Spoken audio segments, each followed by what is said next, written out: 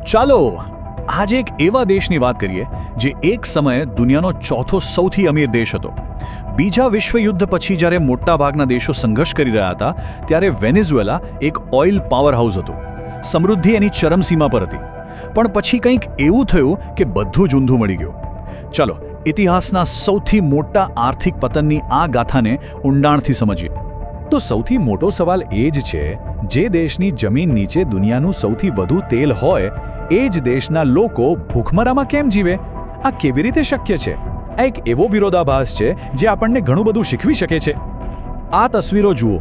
એક તરફ છે 1970નું દાયકાનું વેનેઝુએલા, ચમકતા શહેરો, ઊંચી ઇમારતો અને ખુશહાલ જિંદગી. અને બીજી તરફ છે આજની હકીકત. લાખો લોકો દેશ છોડીને ભાગી રહ્યા છે માત્ર 2 ટંકના રોટલા માટે.